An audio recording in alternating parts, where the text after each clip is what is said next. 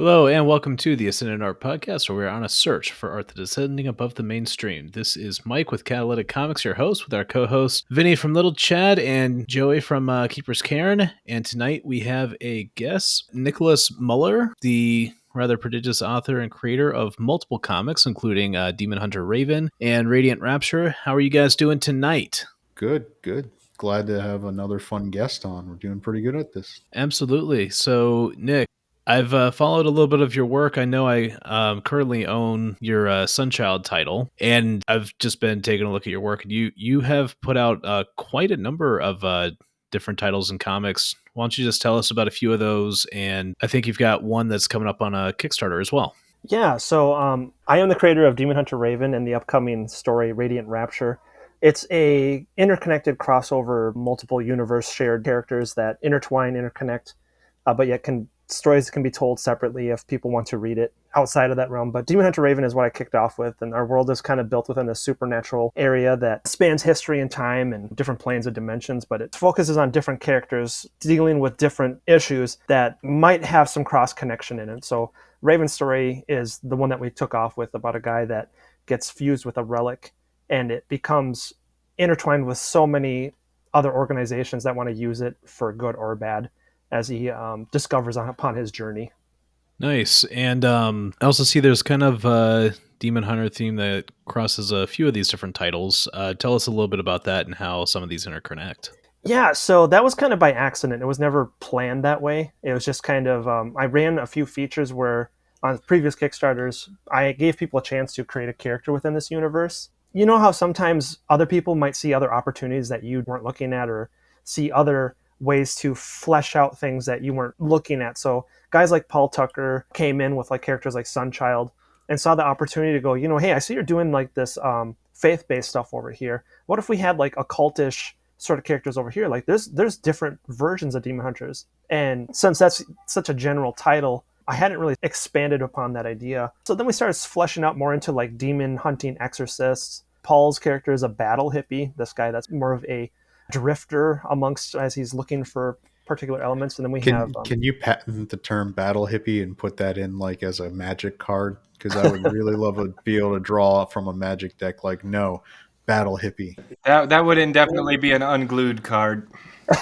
Wait, that was a hard sell for people because the contradiction of a hippie that goes into battle kind of threw some people off, so they didn't know how to take it at first. But I think when people read story-wise what Paul was doing with it was very serious in tone and had some very underlining story elements to it. We're looking forward to explore further how he's going to develop as a character, because he's very solemn, quiet, and very stern, compared to somewhat of like my character Raven, who's verbose, obnoxious, annoying. The way that I've always quoted him to people is, the minute a fight breaks down, he's in there busting heads and probably causing more problems because he's not actually looking at the situation in turn. So then when everything finally is done, he'll finally get his answers. So a little bit of a recluse.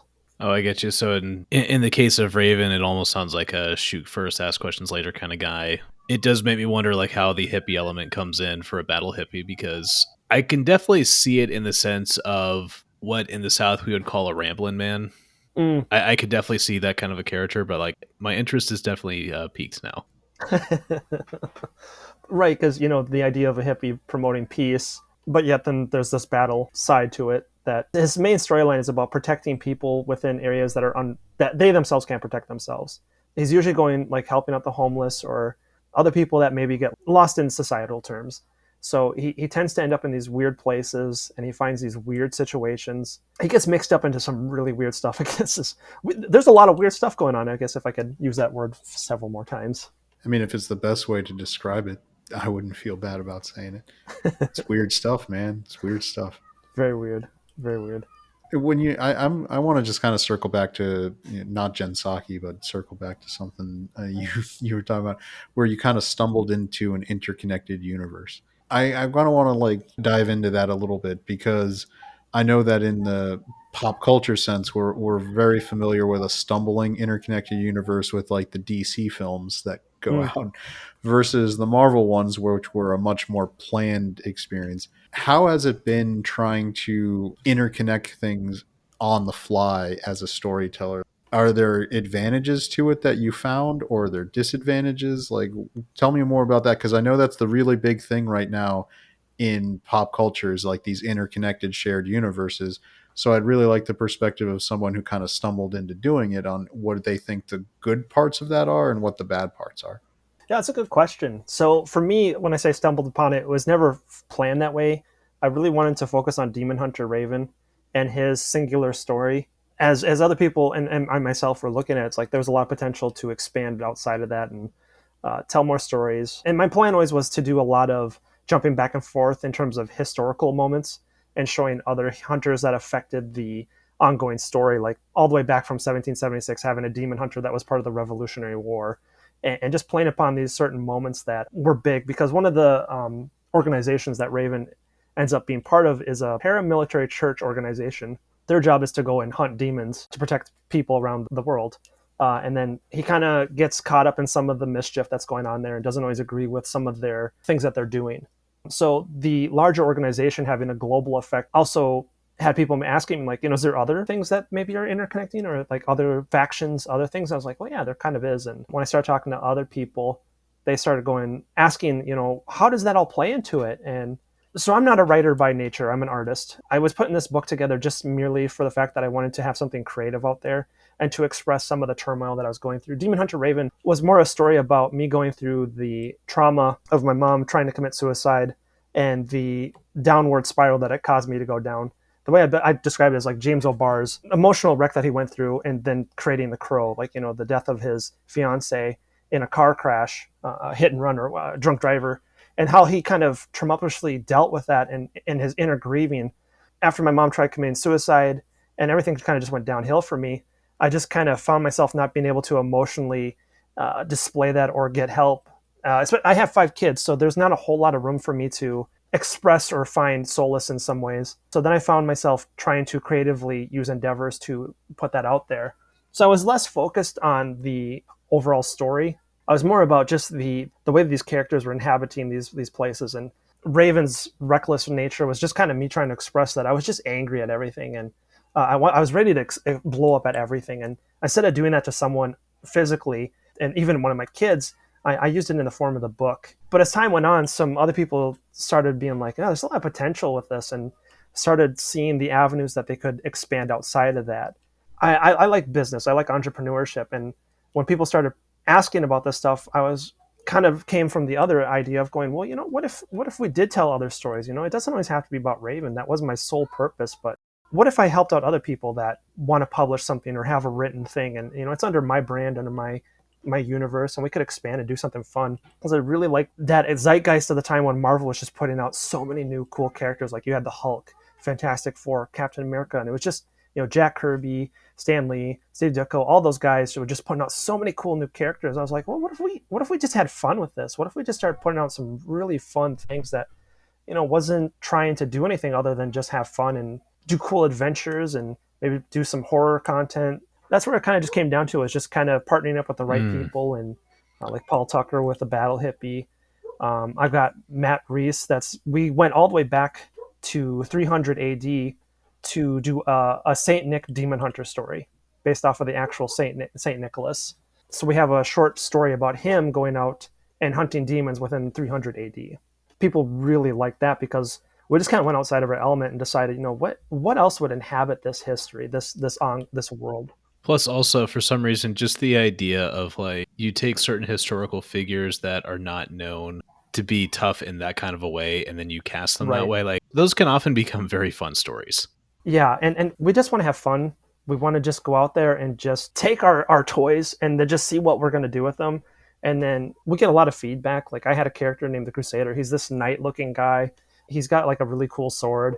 And in the first Demon Hunter Raven book, people just loved his design and his sort of stoicism that I was able to expand further and actually give him his own title and hire some other writers to work with me, because I was kind of finding myself now going like, oh man, I'm juggling so many pieces. I need some people to come here and help me orchestrate it and manage some of this, because we've got demand and I want to meet that. I want to supply it. And it kind of just grew out of people's wants and seeing that and going, okay, how do I meet that? But then how do I not just throw random stuff at the board?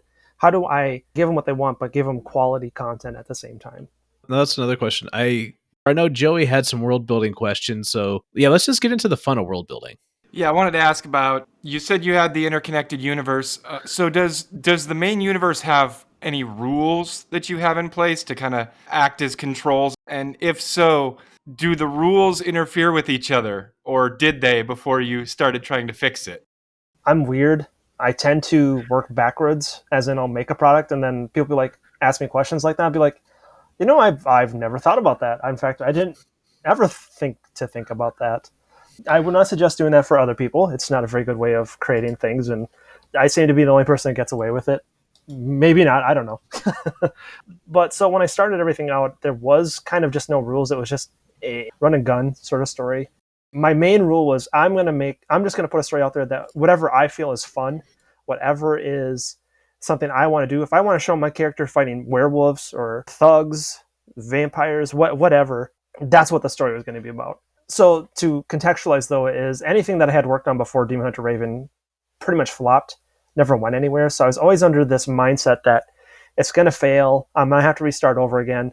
I would be really methodical about everything. The original first version of Demon Hunter Raven, I did 6 issues of it because I wanted to be ready right out the gate. I'll have everything done and I'll put it out there. And before I could even get past the first 10 pages of showing off to people, were like, yeah, it sucks. We don't like this. And I was like, I have another 200 pages and it's not going anywhere. Did you run into problems with a lot of people thinking your character didn't seem to have any limits since you didn't have that stuff built in yet? No, I feel like it'd be hard to make him feel like your hero is being challenged if he doesn't have any rules. It was actually more or less just story pacing. It was all over the place. Artistically, I wasn't as in tune with anatomy and just everything was off. Like if you had a complaint that you could think of, I probably hit one of those boxes. So instead, I decided to kind of work on just coming up with like a good intro, establishing the character, defining some of those traits, because it was really just kind of like a lot of this happened, then this happened, then this happened. Most people said, oh, this is boring. It was just like action for the sake of action. So when I started giving some like meat and substance to the story, people started gravitating. They started talking about like liking the story. Unfortunately for me, I had always been under this mindset by the time I started getting into like volume 3. I was still under this mindset that, it's going to fail. It's not going to go anywhere. And I hadn't quite tapped into the reality that people wanted to read it and wanted to buy it. So I was still doing these really whatever came to me sort of stories and not grounding them in a roadmap. And that's when I hired on Brandon Howellsworth to kind of help me kind of start painting that giant worldview picture. Because he works in that sort of realm. And he started going like, okay, what are the rules? And thank the Lord for him, because he really sat me down and helped me kind of navigate that, going, okay, what is your character's rules? Does he kill? Does he not kill? What's his worldview? So you would think 3 books into it that I would have had that all nailed down. I had like notes of like what I thought, but nothing concrete. It could change. And luckily enough, at that point, we hadn't gotten to anything contradictory. Written wise, I hadn't set up anything that would cause that part to fall apart. But it was getting to a point where things were expanding and the story was becoming larger, and I was introducing so many characters that it was starting to kind of balloon, got overly complicated. So when I brought Brandon in, he helped smooth out those details and had me actually write out a creator Bible. So it almost sounds like you were pretty heavily focused on what can my characters do and what's going to happen, and you had to come back, kind of tighten up the rules and look a little closer at who your characters were. Yes. Well, and even just the world they were inhabiting, like, is this the actual Earth? Is this a world with like where magic properties can work and everything? So I came in at actually from a new point of view where this is our world, but it operates within the same dimension that we would right now. So demons aren't seen by everyone. You have to have had your spirit eyes opened up. And then you're suddenly engulfed in that world. And the demons that are in this world operate on an emotional level. They feed off of negative emotions. If you're sad, anxious, they'll eat off of you like a parasite. And they'll actually cause you to go further into depression, suicidal thoughts. So these hunters basically aren't also just like us constantly fighting this stuff. They're also trying to put barriers around people, try to help people get out of these situations, because, we can read as many stories as we want about guys fighting all day and that, but we wanted to also do something that connected with people, that helped them out. Like I'm sure we all deal with stresses in the life, but how do you deal with stress? So we wanted to touch upon those things. Like I have a story arc in the middle of Demon Hunter Raven where the school gets taken over by this demon called the Demon of Despair. And that demon's power is to instantly cause despair on anyone it comes in contact with. And it looks like this old lady in this spider-like sort of deformed body. And she implants these these emotional suckers. They're parasites and they look like crabs. And they just create this overwhelming feeling of anxiety. And then you start steeping into depression. Before you know it, you're just like, you're sucked up of all your life and you look like a wrinkly old person with like skin deformed. We all know of cases in real life of people who are vulnerable and prone to some kind of depression or despair. And then we also know there are people who then go and feed on that and take advantage of people like that. Yep. And then, but like deep down, like we want to see that kind of person get rescued and like be restored to their path of potential. So it almost sounds like that's a lot of like who the hero can become in a story like that. Oh, absolutely. And going back to my earlier comment about wanting this to be a story about not just the things that I was going with, I also then looked at it as a way for me to help people that have gone through the struggles that I went through. I came from kind of an abusive background, and a lot of times I found solace in TV, movies, especially superheroes. This idea of like, oh man, if there was a superhero that could have saved me during a certain time or taken me out of this situation, man, that would have been great. But then I kind of started realizing like guys like Peter Parker, Bruce Wayne, that stuff, like they stood for something. They had morals. And you kind of start questioning, well, did I get some of my morals from those books, or stand up for things that are right, and I also I'm a faith-based person. I'm a Christian, and I wanted to evoke some of those notions. So if I can help someone that's going through these hard times and say, there is a light at the end of the tunnel, this might be temporary, or here's the tools of how you deal with depression or stress or things that are coming into your life that at this moment it seems like it's permanent, but you know what, here's the outline, and maybe this is where you can step into something that will get you out of that. And I also firmly believe that showing the characters dealing with that and then how to traverse it and get out of it is just something I really wanted to navigate and show, because I get really tired of modern day superheroes being stuck in this repetitive loop of retelling the same story over and over again. I want to see Batman grow old. I want to see him have kids, get married. I want to see Spider-Man do the same thing. I really want to see these characters growing outside of that box of like Batman's tragedy. He's always molded by the death of his parents. Well, what if he healed from that? What would he look like? Or the ever interesting question of like, what if he had kids himself? And then is he going to still go out and do as much Have Batman you seen stuff? Damian Wayne? Yeah, I was going to say, Damian Wayne exists. He does still go out. He trained, well, it helps that Damian Wayne is trained by the League of Assassins to be a more murdering, capable killer at his age than Bruce Wayne ever was. A little bit That different being there, said, yeah. Bruce Wayne did have kids for the past 70 years, and Right. in the form of Dick Grayson, Jason Todd.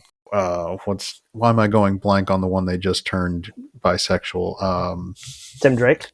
Tim Drake, of course, because Tim Drake was good. Everybody liked Tim Drake, so we got to change him. And then Carrie Kelly, if you right, is that the right one from Dark Knight Returns? Yeah. Yeah. If you count her, it was kind of one off, but it's become pretty much canon-y that she was a Robin too. So yeah, Batman, and they were the sources of some of the best Batman stories, is the conflict with him as a parent. Like the whole, like the Jason Todd thing where you want to talk about new guilt. He now blamed himself for the Joker murdering his protected kid. And that was a whole new level of guilt that Bruce Wayne put on himself. Mike, did I ever tell you the story of how they killed Jason Todd in the comic books? No, I have not. Let's hear it. So they ran an ad campaign in the comics, like with phone numbers, 800 numbers, and they let the fans decide whether Jason Todd should die or not. Wow. And yeah, he got the fans are horrible. He got beat by a crowbar, and allegedly they tried to say it was very close, but I don't think it actually was very close. But so he came in and he replaced Dick Grayson, who was super popular. He had been Robin forever. He had just moved on from being Robin to being Nightwing when Teen Titans was really popular. And that was the George Perez Wolfman era of Teen Titans. And so it was just like, people don't like that next person in. Now people really like Jason Todd because he came back from the dead as the Red Hood. Fun story that they let fans vote, and they voted for Robin to die. Which is kind of crazy when you think about it. Yeah, I'm trying to remember the name of the person who did this, but it's like the 8 rules for writing, and making the characters suffer was one of the rules. So apparently the fans really wanted to see that, I guess. Nobody suffers like Batman. Well, if I remember right, Jason Todd was pretty unliked at that time. Like, it was just overwhelmingly. Oh yeah, because everybody still liked Dick Grayson. And Jason Todd, they didn't do him any favors because they wrote him kind of like an a-hole. Like he wasn't written nice. He wasn't written fun. Nobody like Dick Grayson is what Batman would have been. And you talk about healing. Dick Grayson lost his family too, but he had Batman to help him along and keep him from falling into like the revenge well. So Dick Grayson is kind of like a better adjusted Batman, which is why he's more interested in hanging out with the redheads of the DC universe. And nobody's racked up numbers in the DC universe like like Dick Grayson has. But he was well loved, and when you have a beloved character, you absolutely don't replace him. It reminded me, like, if you remember the Brady Bunch, when the little kids grew up and they weren't cute anymore. So they brought in the next generation of cute kid to try to replace them. And people just didn't like it because, like, no, they're not the cute kids we liked. You're just trying to force this on us. Don't try to force this on us. We don't like it. Fans know when they're having something forced on them and it's not organic, and they just don't react well to it. When Tim Drake came in, which was a couple years after Jason Todd, it was a very organic process. Tim Drake was the first one who was a real detective Robin, and he became a very beloved character and has lasted without being beaten to death for decades. I just love the description, without being beaten to death for decades. Well, I mean, yeah, it's happened. Yes. But I mean, they were busy killing everybody else in DC for decades, so it's surprising he lasted. Yes, indeed. I know one thing I wanted to get, because one question we like to ask every creator is, what is one major change or one major deletion that you made in the process? Now, you told us a lot about your process. One question I had there was, it sounded like at the beginning, one thing you may have run into was you had a lot of like interesting ideas, possibly in isolation. I know you used the phrase action for the sake of action. What was the kind of change out of that? Like, what did that look like? And what made you say it's like, okay, like, here's how I can take what I was hoping to do here and make it better? Yeah, so I would say that was coming to the terms with the idea that, like, when you watch an action movie, maybe they spent all their money, put in all the cool explosions. It looks visually cool, but it still feels heartless. Like, you're not emotionally connecting to the drive of the character. Why should they be fighting? What's going on here? So the biggest thing that I was taught through that was, if you can't connect with that character and their emotion and what they're going through, the movie's not going to go anywhere. So I started to really have to place this identifier of, like, why should we care about what Raven himself is trying to go after? Why is his mission important? Which also, you can even look at it from a marketing point of view of, like, there's so many books out there. Why should you care about this book? Yeah, man, maybe it's drawn really cool, but does the story have any meat or substance to it? What am I getting into? When I stopped thinking about it as a creator, just having fun, and I started looking at it from the reader's perspective, a buyer, someone that's going to be buying this, and I started asking myself, like, would I buy my own product? So when I had that really heartfelt conversation with myself, I was like, no, if I'm just doing this for fun, that's great. But if I don't even want to buy my own product, I really kind of turned around and said, I need to redo this. And I'm not saying that's something every person's going to go through. That was kind of my journey and figuring that out. Well, I was going to say, I know when I was thinking about like the first drafts that I wrote for Petra Patriot, I definitely ran through a lot of the same stuff because like those weren't even coherent when I wrote them the first time. So there is a kind of like learning and growth process. And to me, like that's the most interesting part, because a few people have a lot of natural talent and they pick it up very, very quickly. At the same time, like, we both know tons of creators that are going through the learning process. So I always love to hear about, I started here, I saw, okay, this is the next step I need to take. And now that I've taken it, like, here's where I've gone since then. And on that note, tell us about, also, I saw like you had a pretty decent kind of like website and store and such. So how have you started doing things on the business side? Yeah, so a lot of it is creating trust with people that you're gonna actually give them the product that they want, and just kind of breaking down those barriers of that. Do people want to check out your stuff? I try to set it up more for digital for people to look at it, and I have my Patreon set up so that if people want to continuously see what's being worked on, read it as it's being created, so that there's no surprises. I really don't like this idea of spending $25 to $40 on a book that you've only maybe seen 5 pages and then being like, oh man, the rest of the story wasn't really something I cared about. So I try to create avenues of accessibility for people to come in and say, oh, that story really, really, I liked it. So on my Patreon, I have pretty much everything available that's finished, and then they can see the progress of in works. Like I'm constantly always putting up pages, character designs. The website's always kind of a work in progress and figuring out, like I'm in the middle of redesigning right now so that the front is all our current products that can be purchased or bought, physical or digital. And I think last year I spent a lot of time figuring out the physical side of things. I'm not really innate, or that doesn't come natural to me, because I'm more of a digital pursuer of items. So getting the exact physical realm of what people want, especially my fans. Well, with as many kids as you have, I could see you being more preferable toward digital. Yeah. Physical copies never last. No, and I used to do all my art traditionally. I used to ink and draw traditionally, but it became harder to maintain that when my kids decided to add their own additions to pages and ruined several hours worth of work. So I went full digital. So that was a very frustrating process.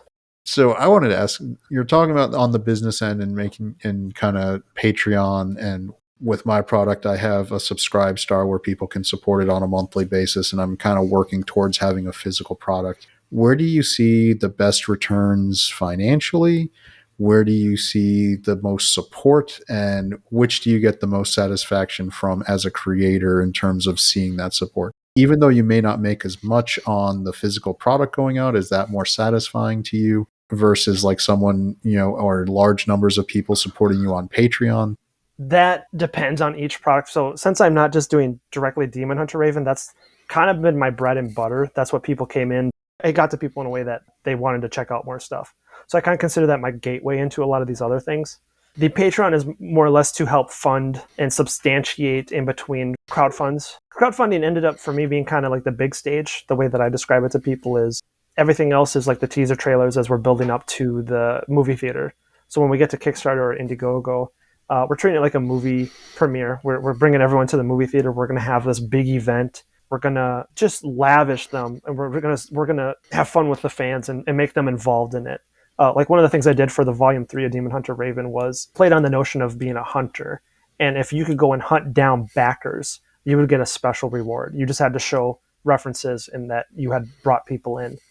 So we try to make it kind of this big event deal that feels big and it's grand, and you want to get people involved, like, because that's what crowdfunding is about. Is people want to support you. They might like the product, but you're bringing your audience there, and people want to support you. They want to help you see the final product come through. Patreon still plays in that same sort of way, but Patreon is kind of one of those things where people come in and out, and you don't know when they're going to come in. So they might come in at the end of the month, beginning of the month, or the middle of the month. So that's been kind of a lot of reworking, figuring out, okay, do I put up content every single day, or is it every other week? That's always in flux, but I've been also using Patreon as a way for people to give me feedback and tell me what they like about what we're doing, what they don't like. We do a lot of polls. Radiant Rapture's name actually came from our Patreon. I put up a poll because I had like 4 names that I was deciding on. And I was like, this is going to be important because it's either going to, if it doesn't work with people, and I've just paid money to make a logo and put all this stuff on the covers, and people are like, oh, that's okay. It didn't hit them the same way as when I finally had them all vote on it. And Radiant Rapture itself was the overwhelming winner, because I think we had stuff like Radiant Desolation, Radiant Inferno, because you want each piece of the puzzle to feel special. You want them to have ownership as part of it as well. That's actually, I think, kind of an important revelation there, that when it comes to thinking up names, people think it's like, man, like, that guy is so talented. How did he come up with that name? How did he come up with that character design? And the truth is, at first, like, you don't know. Right. And sometimes, like, I've done this with some character designs where, like, I'll write down like 4 or 5 names and then just go away for a day and come back and be like, okay, which of these were utterly ridiculous? And then which ones like actually kind of sort of work? And you just have to like keep working it until you get something good, right? Yeah. And it's the same process when you're writing. Like you were talking about earlier, first drafts. You don't use your first draft on the get-go. You might end up with like 8 drafts before you finally nail down those perfect scenes, the flow, the way the pacing is, and the way that the characters interact. Like you want it to feel organic. Like you were talking about earlier, people can tell when something feels forced, when it's not organically coming into the situation. And you want to have rereadability. You want people to come back and feel like they didn't just get like a one thing and they're like, oh, this is great. I read it in one shot and I don't really care about it. Like you want to make sure that each part of that piece of the puzzle is being looked over 2 to 3 times and putting in like little nuggets, little Easter eggs, little foreshadowing, get people to look forward to things. So there's so many things that you're thinking about along in the process of creating a product. And that's kind of where Patreon, I have a lot of engagement with my readers and my fan base to do a lot of testing. For me, testing is valuable because we have so many gears moving, so many pieces moving at the same time that something can get missed in the process really easily. Or maybe we had an idea that doesn't fit with them. So before we go up to the big stage, we try to have a test audience that looks over it. And there's been a few times where that really ended up saving us some terrible mistakes. Just like wording of sentences or a character's dialogue that, we might have 3 scripts going at the same time, and this particular spot got missed. And someone goes, I don't understand why that guy said that. That's kind of confusing. We go, oh, hey, thanks for catching that. So we like to give them that favorable enticement to be the people that are getting their first, they're looking over everything first. I mean, in terms of creative process, we're about 2 to 3 years out from where things should be hitting the larger scale. And with comic stores now being the thing that will be coming up next month, that was kind of a big turnaround for us because that came into development last year. We had it's called Golden Distribution, and they are a board game company that distributes board games. So they normally pick up like Kickstarters. So Kickstarter is a huge realm for board games. I don't know if you guys have seen their sort of platform that they do for that. But one of the guys that's on board there wanted to go off into doing comic books. And so he struck up a deal with them, and they brought us on. And me and a few other guys are the ones that are going to be heading up that piece of the puzzle for that company. And I think we're in 20 stores right now, so we're very new, and we're still building up a clientele of who will have us in their shops and who we are distributing to. So there's been a lot of obstacles in the road, little bumps in the road. It was supposed to happen like summer of last year, but figuring out certain pieces or getting barcodes or what have you it's way different than crowdfunding. And we're not just submitting to a publisher, we are actually the publisher. So we do a lot of talking with the actual comic shops and stuff. That's interesting when you say you are the publisher. So of course, like there's so much learning you got to do along the way. What were some of the resources that you turned to just learn how to do all of this? Like, is it previous work experience? Is it just self-taught? Like, tell me about that. Yeah, so a lot of it's self-taught. I started out in the indie game back in the early 2000s, from like 2005 to 2007. Before like social media was the caveat that you use to network with people. It was like online forums, message boards, messengers, like way back in the day. You usually try to get in someone's anthology book and create like a portfolio of it, because the idea was to show off your samples that you could get published by a big publisher. Like if you wanted to get into Dark Horse, Oni, or DC or Marvel, if they were taking submissions or looking at portfolios, you wanted to show, at the time you had to have published work because they wanted to see that you could hit deadlines, what sort of sales properties you had behind you. So I was really big into just doing portfolio piece, and then doing a lot of online. I'll do a 20-page book for you real quick, and just because I needed that publication. And I was doing about like 3 books at the same time. And I just burnt myself out to the point where I got real sick and I had to drop everything. And I was doing a lot of it for free that they would pay me on the back end, and then payment never came in some cases. So it just financially just wrecked me. And then getting sick on top of it, hospital bills came in, and it became a point where it's basically either I get a job that actually keeps me afloat, and I'm not trying to beg other people to help me out, or I go out there and take care of myself. So I stopped for like a good 10 years. And I didn't draw. Like I may scribble something, so I lost a majority of my drawing ability because I hadn't kept it in tune or kept it up, which ended up kind of being a favor to me after coming back to it, because I was able to relearn and see a lot of the issues I was having, like anatomy and structure perspectives and stuff like that. So I was able to look at it from a more observational standpoint and see what needed to be changed. But by the time I came back in the game about 2015, when I was starting to kind of just look at stuff again, and I didn't really fully start integrating into things until like 2018 or 2019. And it just, the whole entire landscape changed. Like social media was the place you need to use now.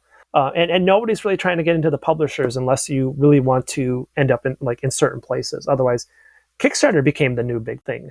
So it took a while to learn, what do you do to get into Kickstarter? And the idea is you're bringing your audience there. Well, now you got to build an audience. So the whole entire map changed from get into a publisher, create a portfolio, hope someone hires you. Become like a Mark Silvestri, a Jim Lee, become so talented that a publisher or someone that's big up there wants to hire you. Well, now it's switched to, you have to be an online personality. You have to have people come to you. You have to become an influencer in a sense. So what are you bringing of value to people that suddenly gravitates an audience around you? And then once you got that audience, you bring them to a Kickstarter or whatever sort of platform you're using, whether it's a direct to purchase, Patreon. It's whatever you set up your audience or your fans to come into. This is also one thing I'm starting to think of, because I see at least there's like 3 common ways I see people doing comics online when they're self-publishing. And so you've got the first case, which is you just have like an online store, and that's either when you run yourself or you go to Indie Planet or something like that. But you're like, people go to a website that's just dedicated to buy the comic on demand at that time. Second case, of course, is Kickstarter and Indiegogo, and Indiegogo has that go-between where they do the in-demand mode as well. And the third case is to do like a Patreon subscription, where I've seen people say like, hey, I'm just going to draw comics continuously, and you get access if you're a paying member. And it seems you're right, like each one has kind of its own specific market and way to do it, because of course I kind of feel like with Patreon, and in my case, I've got a subscribe star myself. It's good if you have like kind of like a steady drip of content and you're not looking necessarily to like only sell books, but also other things as well. Access to you, basically. Whereas if you're going to sell books, I know like the fun of Kickstarter is it's kind of like you're throwing a big party for a month. People just kind of come and go to participate in it, right? So yeah, kind of, and it sounds like you've done a couple of these. So yeah, tell me, like, do you get different people or different type of customers from each one? So kind of what's the experience there? Yeah, absolutely. Because like Patreon is a monthly service subscription, and you have to provide them value in return that they feel is, you know, it's like a Netflix. You know, are you constantly feeding them? As in, like a direct to store buy or a Kickstarter campaign is a one and done. They're coming in, they're putting down that one time payment, and they're coming out. So you're gonna have 2 very different customers, and then also digital versus physical. You approach them in way different manners. But again, you're looking at it from a lot of people, like if they come to a campaign, they just want to support you. So the more upfront you can be, the more personable you can be, which is really hard, especially if you're an introvert. I think a lot of us comic creators we're creative, so we don't like to be up in the forefront. We want to create. We want our product to be the thing that speaks for us. But in this day and age, we have to we are the marketing device. We don't have a publisher behind us going, hey, here's the newest Batman issue. Here's the new Spider-Man issue. You are the market piece. You are the mouthpiece for yourself. So the product's really a secondary thing now. But then if you can get them in tandem with each other, then that's a force to be reckoned with. And I think that's really where the Common America guys came in and showed us how it's done in a lot of those ways, because not only are they a force, but so is their product a force. Because you'll have a lot of people that maybe they are notably very well liked, but sometimes the product isn't always in favor at the same time. So you'll see that in a few random places. Yes. And man, yeah, so much going through my head about, of course, business side of it. I'm just thinking about the story side too. I'll tell you what, there's one story question I had as well, which was I saw you did Demon Hunter Raven along with Clayman. So yes, when I was first getting started out in comics Twitter, right, I met Clayman. He's definitely got a good character design, and it's kind of a funny concept that he did. Yeah, so tell me about your experience there with writing a crossover, and what you saw as like potential challenges when you first start doing it to make it so it's an enjoyable read for everybody. Yeah, so that's kind of the fun part is I don't handle any of the writing on that one. That's all Robert, the creator of Clayman. And I kind of just trusted him, and I just kind of trusted his word, and he produced a really awesome book. Or it was a 6-page short. So that way that kind of came about is that Robert at that time was commissioning his artist, Ivan, who's doing Marvel work right now, to do these crossover pieces with other people that he liked their characters, like Jack Irons from Cody Fernandez. And so he came into me and he was like, man, it'd be really cool if our characters had like a cool illustration. I said, one better, how about we do a short story together? And it was just kind of just giving each other compliments. And I was like, yeah, your stuff seems cool. And he was like, man, I really like this character. So then we got in the DMs and we started talking about like, you know, what would we even do? I was like, man, just shoot me whatever you want and let's see what we can make it happen. Pitch me something. And so he came up with this cool 6-page thing that showed both the, just immediately gave the idea of like, okay, his character's a superhero, mine's a demon hunter, here's a demon, and here's his character's his rogue gallery. And people really liked it. They liked the sort of contradiction between our characters, you know, in the color scheme. They kind of just play off of each other. And it was just total accidental. Now that you mentioned it, I'm thinking about color schemes, and you're right. I mean, that is a good complementary case where they are like nicely composed opposites. Yes. Not cool. So yeah, definitely will want to check that out. And yeah, go ahead. And none of that was planned, but it that grew out of people. The feedback we got about it is that we then got back together and said, okay, we got something here. Let's do some more to it. And so now we're putting together a 48-page book that's just going to be fun crossover adventures. That like one of them's in the Minneapolis diner, and then they get attacked by a kaiju. Just crazy fun things. I know every time I go to a Denny's, I worry about a kaiju attack. It's the was it the Rootin' Tootin' what Rudy Tooty what's the Fresh and Denny's? fruity. That's The Rudy IHOP Tooty- though. Oh. What's the Denny's one? The Grand No, what's the Denny's one? I think it is the Grand Slam. Is think Denny's so. the Grand Slam? Don't want to have a Grand Slam right in front of me, about to enjoy my breakfast, and then the friggin' kaiju attack happens. I was gonna say it's like was it those Soul Finder Demons match? Like somebody just lights up one of those demonic matches next to you, and next thing you know, like the whole restaurant's upside down. It's more like an anime sort of zaniness. Robert really writes with a that sort of goofiness, but he's got those emotional, punctual moments in it. So Nice. hits you with some jokes, and then boom, something really poignant comes out of nowhere. So he's definitely got a talent for it. These guys just make me look good. I'm just been very beneficial to receive the ability to work with them. But I think there is something to be said though that, and this is another thing as well, right? Like there's one thought where people say like, oh, like to be a good creator, like you've just got to be this genius. You got to have all this stuff that you stand out well on your own. But really it is all built around relationships, right? It is. And this is either other creators, other IPs, or even like in my case, I'm mainly a writer to like build relationships with artists. And I guess as we're kind of coming up on our hour here, that's one more thing I guess we can ask about who are some of the friends that you've made along the way, and how does that make a difference so that for a new creator, they kind of see like, okay, this is another thing I need to be doing as I'm getting started. Surround yourself with people that want to see you just succeed as much as you want to see them succeed. And this goes for any industry. You're going to find a lot of people that maybe it's just a hobby to them. So you have to find people that are on the same level, that want to pursue the same goals as you. Guys like Tyler Carpenter from Draw and Talk has been like a really fun sort of relationship, friendship, business, like creative relationship, even like where we're constantly always bouncing ideas off each other. Like the amount of marketing things that we always run past each other, like what if I did this, and then we'll try to one up the other person, like what if you did this though. And then guys like Matthew Reeves, who is he just has this sense of story structure, like how a story should flow. Like anyone that read Saint Nick the Demon Hunter, that's all 100% him. I just kind of just tried to figure out visually how to play with that. He had so many emotional gravitas moments that I myself couldn't have done that. So he that was all him. And then I've got guys like Paul Tucker who came up with a battle hippie. You know, you've got something so silly that again, people immediately you guys going like, what? And it's knowing how to pick out those people, then also try to see the best and set them up in a way that puts you in the forefront. So these guys make me look good, but at the same time, I want to bring them along with the ride. I want them to have just as much fun. So one of the rules, like when I offer people a spot in the Divine Anomaly to put a character in there, is like I'll say, here's a really loose parameters of our rules. We're pretty flexible, but this is a sandbox. You have an island that you can go play on. If you want to create stories within that realm, and then at some point you want to cross over into with one of our characters, let's talk, let's pitch ideas, and let's figure it out business-wise how we can interplay with that. But it's really an open sandbox that anything and everything can go. But here's some of the rules of like where we're at in timeline. So we have kind of a rule that when an event occurs, it's a mark in the timeline. Like it's either anything that story either precedes or beckons before or after it, and it'll be referred to because it'll have ramifications across the whole entire structure or the rest of the planet. Like how the blip is referred to in the Marvel universe. It has ramifications to how things organically proceed, and then who's in play and who's out of play in certain parts of that story. So I really just like giving back to people because I've had a lot of people help me, such as like Brian Ball from Rags. My very first campaign almost failed.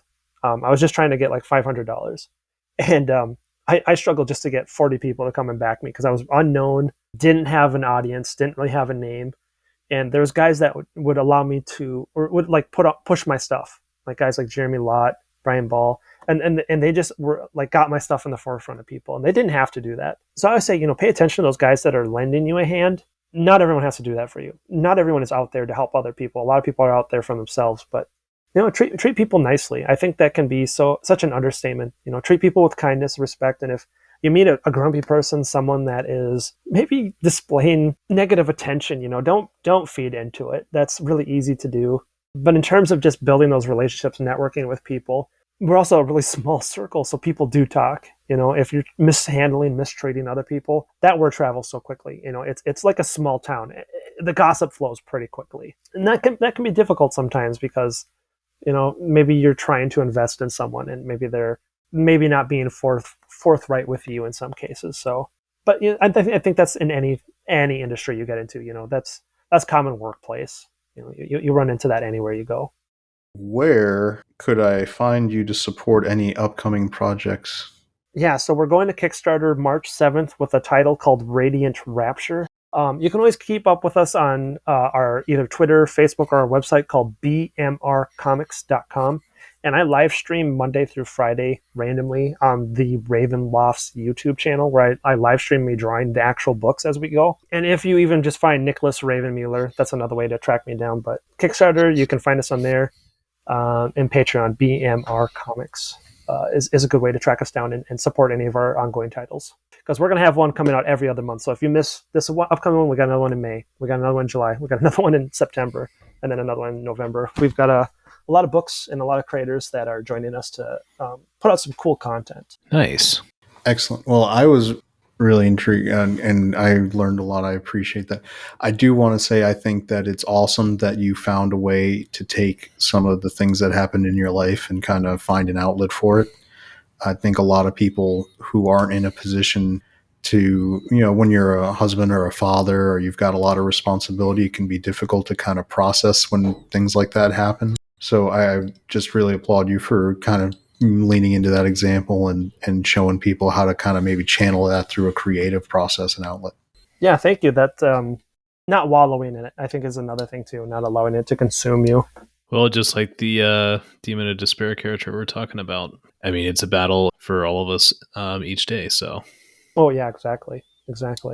And that's one of the other things I like about this too is, yeah, like how you talked about getting it back to things that people can relate to and understand. I think that's really good.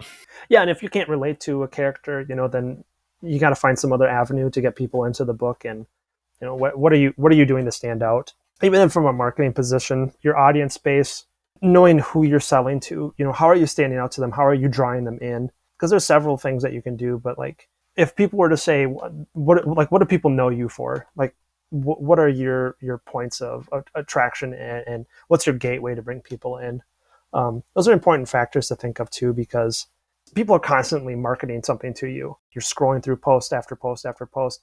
What's that one thing that gets someone to stop, hold it for a second and go, whoa, what is that? That's kind of what you want to pay attention to in today's current market of attention. We're fighting for people's attention. If you can get their attention for more than 3 seconds and you can get them to process it, I remember seeing something saying that you need to get in front of someone 21 times before they'll start remembering you. Like you need to constantly be in their face. And by the time that they've registered you like 21 times, they're more likely to be like, oh, I know that guy. And they'll start checking your stuff out more and more. Otherwise, you're kind of just background noise a lot of times. Oh, you should have been in the next episode then. We're not there yet. Yeah, you got to watch out for that doom scroll. You got to do something to stand out. Right. Mm-hmm. And Mike, do you remember the very first bit of advice I told you when you were talking about covers for your comic book? I was going to say, I've made it a point to, like, anytime I'm on the spot to just completely forget whatever you're referring to. Liar! You remember I talked to you about who is the audience who's going to be buying the comic book. That's right. It's probably going to be young men. Make sure the comic book cover appeals to that audience. It's going to be something that a young man thinks is really cool or has a hot girl on it.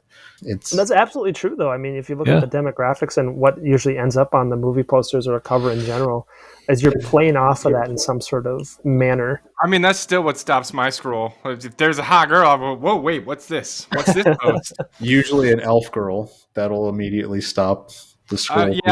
Yeah. We determined we should put a sticker on the back of Joey's car. I brake for Deedlit. All right. Well, I'll tell you what, and guys. If you want to get him angry, just put a picture of Link up and be like, why do people always say Zelda can't fight? Oh. I hate that it's your legend. All she did was take a nap.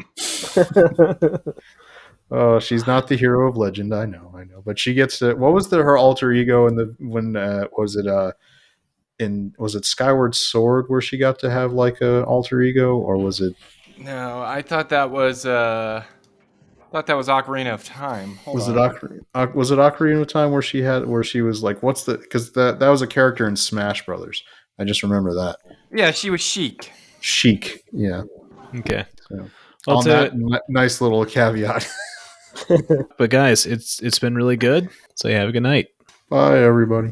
Bye.